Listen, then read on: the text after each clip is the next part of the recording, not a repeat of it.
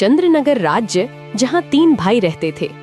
बड़े का नाम भीमा, मंझला का नाम लल्लन और सबसे छोटे भाई का नाम था भोला। पिताजी गुजर चुके हैं, तीनों भाई का विवाह भी हो गया। आज तीनों भाई पिता की संपत्ति का बंटवारा कर रहे हैं। आहा, देखो भाई, मैं सबसे बड़ा हूँ, इसलिए मैं बंटवारे का काम करूँगा। बोलो, तुम लोगों को मंजूर है?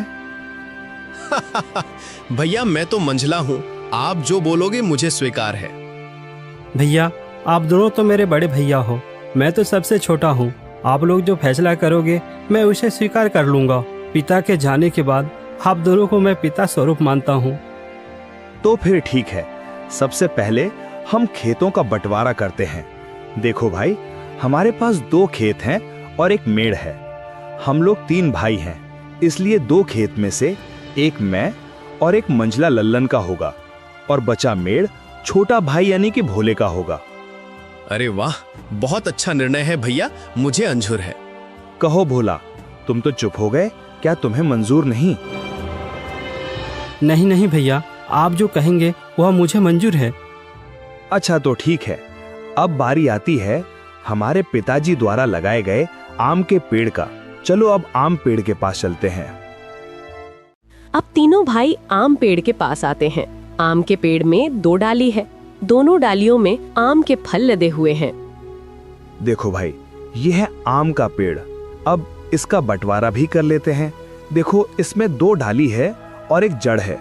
इन 2 डाली में से एक डाली मेरा होगा और एक लल्लन का होगा और जड़ भोला का होगा। बहुत अच्छा भैया, ये फैसला भी मुझे मंजूर है। आप लोग तो बड़े हो, मैं तो सबसे छोटा हूँ। मैं भला आप लोगों के बात को कैसे टाल सकता हूँ? मुझे भी मंजूर है भैया। अब तीनों भाई घर के पास आते हैं। अब घर का बंटवारा भी होना है। तो फिर ठीक है, अब बारी आती है इस घर की। इस घर में 4 कमरे हैं और एक छत है। 2 कमरा मेरा होगा और 2 कमरा लल्लन का, और जो खप्पर का छत बच जाएगा वो भोला का होगा। भीमा के इस फैसले से भोला बहुत दुखी हो जाता है, फिर भी बड़े भाई का फैसला मानकर वो कुछ नहीं कहता है। इस तरह घर का बंटवारा भी पूरा हो जाता है। अरे भैया, खेत, पेड़ और घर के बाद और एक जरूरी चीज तो आप भूल ही गए। अरे लल्लन, वो क्या जरूरी चीज है जो मैं भूल गया हूँ? क्या तुम मुझे याद दिला सकते हो? भैया, पिताजी ने हम तीनों भाइयों के लिए कुछ रुपए पैसे भी तो छोड़ गए हैं, आप उसे कैसे भूल सकते हो? अरे हाँ, याद आया, जरा रुको, मैं अभी लेकर आता हूँ। बड़ा भाई भीमा घर के अंदर से एक मटका लेकर आता है, जिसमें कई सिक्के भरे थे और उनमें से कुछ पुराने जमाने के सिक्के भी थे। देखो भाइयों, इसमें से 2 प्रकार के सिक्के हैं। एक जो अभी वर्तमान में चल रही हैं, वहीं दूसरा जो हमारे दादा के दादा के दादा जमाने के हैं, यानी कि बहुत पुराने जमाने के सिक्के हैं, जो कि कुछ अजीब धातुओं के साथ बनाया गया है। तो भैया, अब इन सिक्कों का कैसे बंटवारा करोगे आप? तो सुनो, अभी के जमाने में जितने भी सिक्के चल रहे हैं, उन सिक्कों को मैं और मंझला भाई लल्लन का होगा, और जो सिक्के बहुत पुराने हैं, जो कि पुराने धातुओं से बनाए गए हैं, वो भोला का होगा। इस तरह दोनों भाई रुपए पैसे को भी ले जाते हैं। देखो भोला, पुराने जमाने के सिक्के में सिर्फ 4 ही सिक्के बचे हुए हैं। तुम चाहे तो इन 4 सिक्कों को ले जा सकते हो। और बहुत ही पुराने जमाने के 4 सिक्के भोला को देते हैं। भैया, आप दोनों तो सारे रुपये पैसे ले लिए। अगर मेरे तकदीर में ये सिर्फ 4 रुपया ही लिखा है तो मैं उसे स्वीकार करता हूँ। भोला अपने हिस्से के 4 सिक्कों को लेकर घर के अंदर जा ही रहा था कि तभी बड़ा भाई रोककर कहता है, अरे भोला, तू पगला गया है क्या? तूने सुना नहीं? बंटवारा हो गया है। अब इस घर में हम रहेंगे। तुम्हारा हिस्सा तो छत में है, तुमको तो बंटवारा छत में दिया गया है। अब तुम उस खप्पर छत में जाकर रह सकते हो। इस घर के अंदर अब तुम नहीं रह सकते। अब ये घर हम दोनों का हुआ। भैया, आप ही कैसी बातें कर रहे हो? मैं कहाँ जाऊंगा? मेरा तो अभी अभी शादी हुआ है, मैं कहाँ रहूंगा भैया? अरे भोला भाई, ये तो तुम्हें पहले सोचना था ना, जब बंटवारा चल रहा था। अब पछताए क्या करें जब चिड़िया चुग गई खेत। दोनों भाई ने भोला और उसकी पत्नी को घर से धक्के मारकर बाहर कर दिया। वहीं दोनों पति पत्नी गांव के तालाब किनारे अपनी एक छोटी सी कुटिया बनाकर रहने लगे। हे भगवान, यह हमारे साथ क्या हो रहा है? अब ना घर का रहे ना घाट का, कैसे चलेगा जीवन? 2 वक्त की रोटी तो छोड़ो, एक रोटी भी नसीब में नहीं है। अब रोते जाओ, जी भर के रोते रहो। अकल तो तुम्हारी घास चढ़ने गई थी, मेरी मती मारी गई थी जो मैंने तुम्हारे साथ विवाह किया। मेरी तो किस्मत ही खराब है। बड़े भाई बोलकर तुमने कुछ ज्यादा ही इज्जत दे दी। देख लिया नतीजा, अब भुगतो। पद्मा, वह दोनों मेरे बड़े भाई थे। अब बताओ भला, मैं उनसे कैसे सवाल जवाब करता? अच्छा, तुम्हारे बड़े भाइयों ने तो अपने छोटे भाई के लिए कुछ नहीं सोचा? सब कुछ तो रख लिया। तुम्हारे हिस्से में क्या दिया है? खेत के नाम पर मेड़ दिया है और पेड़ के नाम पर जड़ दिया है, घर के नाम पर छत दिया है और पैसे के नाम पर ये आदम जमाने के 4 सिक्के दिए हैं। पद्मा, अब बस भी करो, और कितनी ताने मारोगी? अब छोड़ो उन बातों को। चलो छोड़ दिया, अब बताओ आगे का क्या? क्या करोगे, क्या खाओगे, कुछ बताओगे मुझे? अब मैं क्या करूं पद्मा, अब तो मेरे पास कुछ भी नहीं है। एक काम करता हूँ, मैं मुखिया के पास इन पुराने सिक्कों को लेकर जाता हूँ। शायद इन सिक्कों के बदले मुझे कुछ नया सिक्का मिल जाए।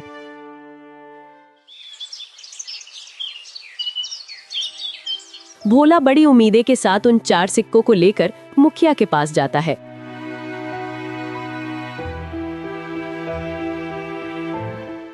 अरे भोला, तुम यहाँ? बताओ कैसे आना हुआ? मुखिया जी, मेरे पास यह सिर्फ 4 सिक्के ही हैं। क्या आप इन सिक्के के बदले मुझे कुछ नए सिक्के दे सकते हैं?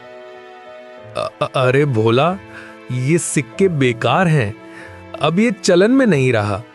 भला तुम्हें इन सिक्कों के बदले कौन पैसे देगा? सच में तुम बहुत भोला हो। अब मैं क्या करूं? हे भगवान, मैं तो बर्बाद हो गया, मेरा सब कुछ लुट गया। अब देखो भोला, मैंने भी तुम तीनों भाइयों के बंटवारे की बात सुनी है। सुनकर बहुत बुरा लगा। दोनों भाइयों ने तो सब कुछ ले लिया और बदले में तुम्हें कुछ नहीं दिया। ऊपर से उन निर्दयी भाइयों ने तुम्हें घर से भगा भी दिया। हे भगवान, ऐसा भाई तो दुश्मनों को भी ना मिले। अभी क्या करूं मुखिया जी?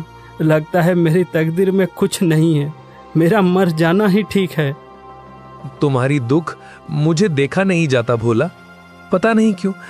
वैसे तो मैं किसी के ऊपर दया नहीं करता, फिर भी तुम्हारा दुख देखकर मेरे जैसे कठोर दिल भी आज पिघल गया। एक काम करो भोला, कल से तुम और तुम्हारी पत्नी मेरे खेतों पर काम करो।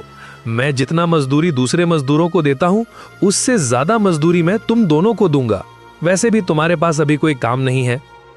हाँ मुखिया जी, मैं आपके यहाँ काम करूंगा, मेरी पत्नी भी काम करेगी।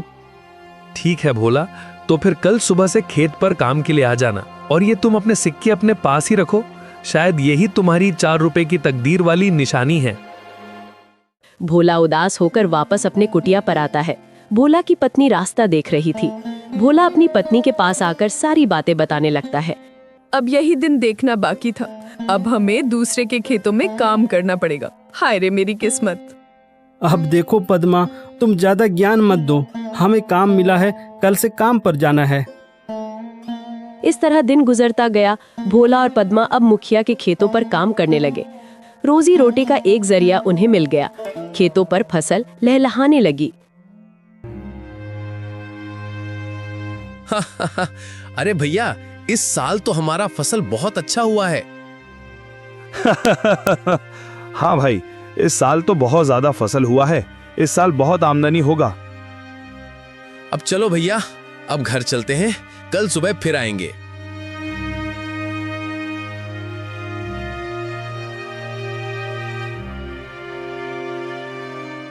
अरे पद्मा, देखो सुबह से दोपहर हो गया है, खाने का वक्त आ गया है, चलो कुछ खा लेते हैं। वैसे आज खाने में क्या है पद्मा? घर में जो भी थी रूखी सूखी सब ले आई हूँ, जाकर ठूसो। थके हारे भोला और पद्मा दोनों खेत के एक किनारे में बैठकर खाना खाने लगते हैं। अरे पद्मा, क्या हुआ? तुम अचानक खाना क्यों बंद कर दी? नहीं नहीं, कुछ नहीं, मैं तो बस ऐसे ही कुछ सोच रही थी। क्यों पद्मा, क्या हुआ, बताओ भी। देखो ना, हम कितना काम करते हैं, सुबह से लेकर शाम तक। ऐसा कब तक चलेगा? क्या तुम्हें नहीं लगता कि हमारा कोई संतान भी हो जो बुढ़ापे में हमारा सहारा हो? हाँ पद्मा, बार बार मैं भी यही सोचता हूँ, पर क्या करें, यह सब हमारे हाथ में नहीं, यह तो ऊपर वालों के हाथ में है। पता नहीं किस जन्म की सजा भुगत रही हूँ। भगवान ने तो हमसे मुंह मोड़ लिया है। बेघर होकर हम भटक रहे हैं। हमारे भाग्य में कुछ नहीं, न कोई संतान, न कोई जमीन जायदाद। हाँ पद्मा, अब तो भगवान पर भी भरोसा उठने लगा है। भोला और पद्मा दोनों बातें कर ही रहे थे कि तभी वहां अचानक एक चिड़िया आकर बैठ जाती है। अरे अरे, देखो तो, यह तो एक चिड़िया है, हमारे पास ही आकर बैठ गई। लगता है इसे भूख लगी है, हमें इसे कुछ खाने को देना चाहिए। हाँ पद्मा, तुम इसे कुछ खिला दो, शायद भूख के मारे यहाँ आ गया होगा। पद्मा ने उस चिड़िया को कुछ चावल देती है। चिड़िया कुछ देर पद्मा को देखती रहती है, फिर चिड़िया उस चावल को खाकर उड़ जाती है। अब चलो पद्मा, घर चलते हैं, शाम भी हो रहा है। भोला और पद्मा दोनों खेतों पर काम करने के बाद अपना कुटिया पर चले जाते हैं।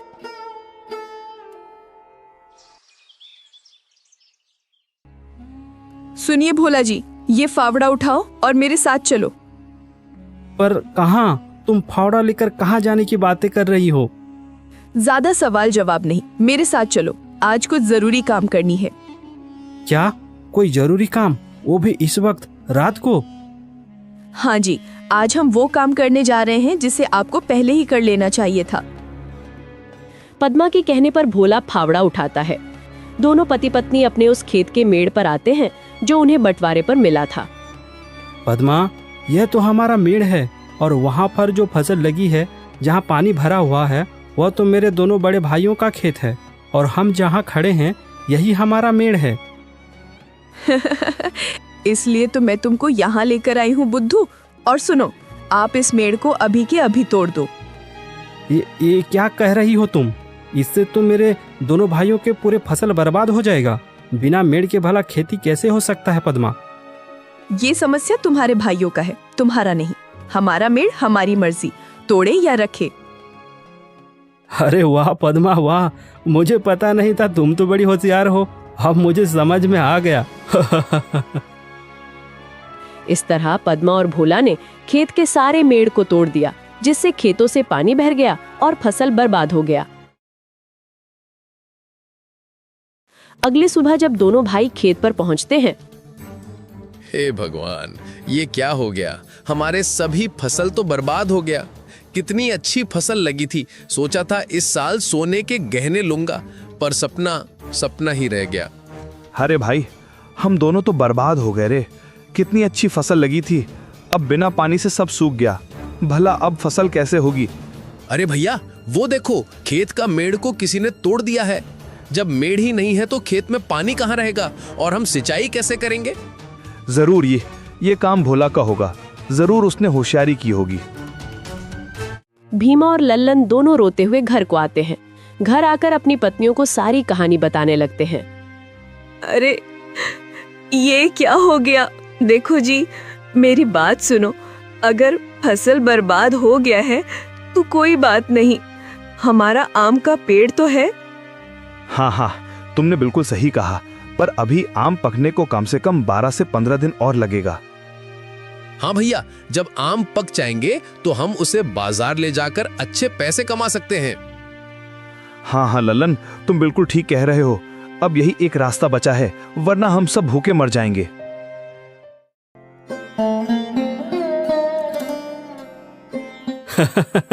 अरे पद्मा, तुम तो कमाल कर दिया, मेड़ तोड़ दिया। जैसी करनी वैसी भरनी, ये उन्हीं के कर्मों का फल है। सुनो जी, आज रात हमें और एक काम करना है। अरे पद्मा, इस बार क्या करना है? अरे बुद्धू, तुम अब देखते जाओ, वो तुम्हें शाम होने के बाद ही बताऊंगी। जैसे ही शाम हुआ, पद्मा और भोला दोनों कुल्हाड़ी लेकर उस आम के पेड़ के नीचे पहुंच जाते हैं जो उन्हें बंटवारे पर मिला था। सुनो जी, क्या यही वो आम का पेड़ है? हाँ पद्मा, यही तो बंटवारे वाला आम का पेड़ है। एक डाल पर बड़े भैया और एक डाल पर मंझला भैया का अधिकार है। तो फिर हमारा हिस्सा कौन सा है? अरे पद्मा, मैंने तो पहले ही तुम्हें बता दिया था कि हमारा हिस्सा सिर्फ जड़ है, इसके अलावा और कुछ भी नहीं। तो फिर ठीक है, इस पेड़ का जड़ तो हमारा है, इसलिए इस जड़ को रखे या काटे हमारी अपनी मर्जी। दोनों पति पत्नी आम के पेड़ को काट देते हैं। आम का पेड़ नीचे जमीन पर गिर जाता है। एक जोरदार आवाज होता है। भीमा और लल्लन दौड़कर पेड़ के पास आते हैं। भोला और पद्मा को दोनों भाई पकड़ लेते हैं। अच्छा, तो तू है भोला, तू हमसे बदला ले रहा है। आज तो तेरा खैर नहीं, तुझे तो इसकी सजा जरूर मिलेगी। अरे रुको भैया, हम इन दोनों को राजा के पास ले चलते हैं और इनको कौड़े की मार वाला सजा दिलवाते हैं। हाँ, बिल्कुल ठीक कहा लल्लन तुमने। भोला और पद्मा को दोनों भाई रात भर कमरे में बांध कर रखते हैं।